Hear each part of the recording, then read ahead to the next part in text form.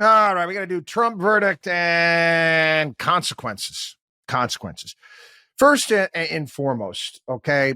I think we're all bright enough to understand that there are people out there in the news media that they're pundits, they're paid for contributors that are there. And everyone needs to understand that they essentially are actors.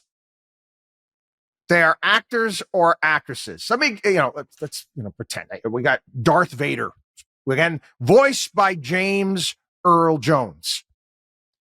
James Earl Jones did not blow up a planet. He does not, have the dark side of the Force. That was a part he played in a movie. And I'm here to tell you, this is how a lot of your cable news works. They are paid to go on and have certain opinions because they need to have conflict on shows. You got to get your arms around that. I know you'll be watching a program and you'll be like, how in the world, where is this guy getting this idea from? I was watching CNBC this morning while I was working out. And they had, some guy on saying, yes, this is the rule of law and falsifying this. And you could tell that he didn't even believe his BS that he was putting out there. That's his job. That's his job. Now, again, okay, I was just thinking of when Don Corleone rejected Sollozzo and The Godfather said, hey, listen, if, you go on, good luck in your business as long as it doesn't conflict with my interests. All of these people out there, all of what they do, this entire industry is in direct conflict with our interests. That's why I highly recommend you shut it off. Shut it off. Go on a fast. Go on a cable news fast and pick up books. See how much more enlightened you are going to be. Anyway, consequences. Okay. Will a judge jail Trump? Don't think so. Could happen. Yes, but it's a question. And again, cable news, they've got a lot to talk about for a period of time. Will voters reelect him? Anyway, this I want to talk about. There's various different stories out there. Wall Street Journal, one of their highlights today. Trump guilty verdict rocks the 2024 presidential campaign. No, it didn't. I'm here to tell you right now, this didn't move the needle.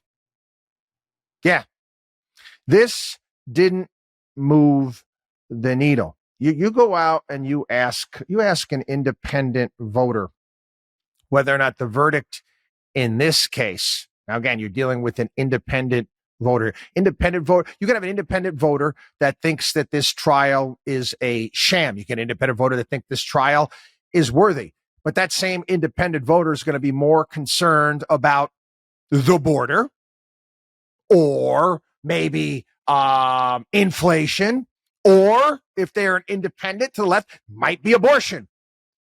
Those issues are going to take precedent over this case, which, by the way, it's May. I know we're heading into June. It's going to be a blip down the road. Anyway,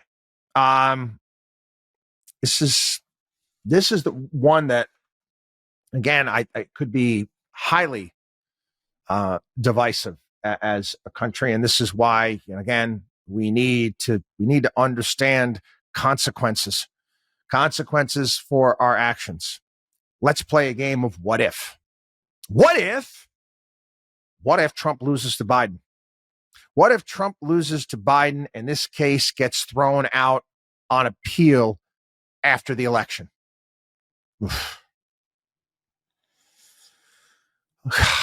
You talk about no faith in the system. You talk about, Banana Republic, Romancing the Stone, and Zolo. Yeah, was good. That's no faith in our country more. Is it worth it? Is it worth it? I'd say this straight up to the most ardent. Is it worth something like that happening to win that way? I don't know. I don't even know how you can agree with something like that.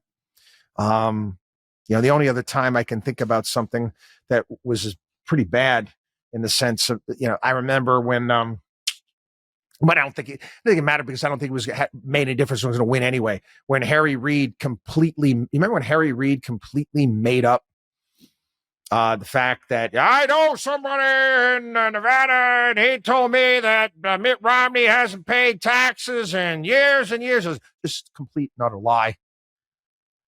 And then, after Romney lost, he was asked about that lie. He said, well, we won, didn't we?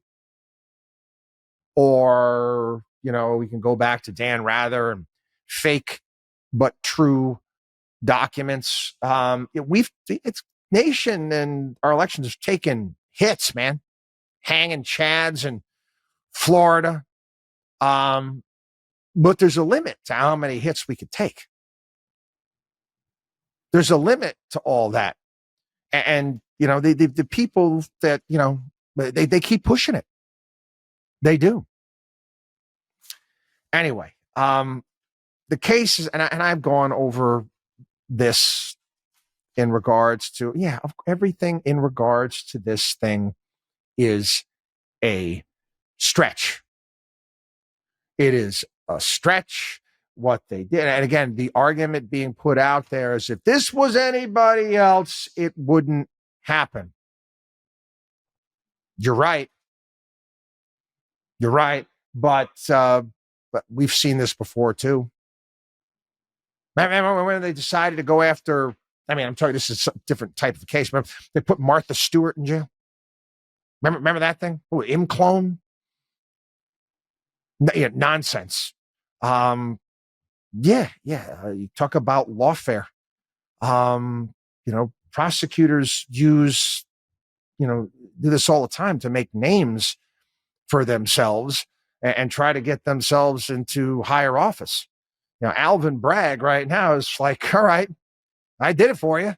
Now what are you going to do for me? I want to be governor.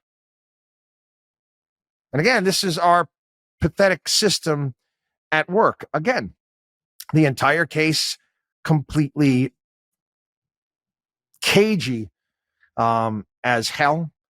But what took place was pretty cagey too. Trump's still denying the fact that he didn't mess around with the porn star. Believe that? Believe that? Again, you talk about a stretch. That's stretch too. That's pretty much a stretch too. And again, why would you be paying off somebody if you didn't do it and there was no proof of anything? Why would you pay somebody off that type of money? I get it. It was, right around the Access Hollywood video time. But you've been known for this stuff, man.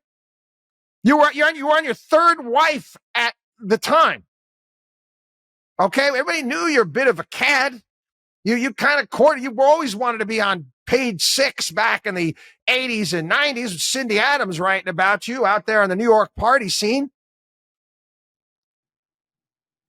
Yeah, you could have come out. I remember I talked about that scene. I forget what context I talked about it on the show. That scene in the movie The Natural. Robert Redford's, he's in the hospital in bed, and his old girlfriend that he cheated on comes to visit him, and talks about some mistakes in life you never stop paying for. Maybe should have headed in that direction. You know what it worked for?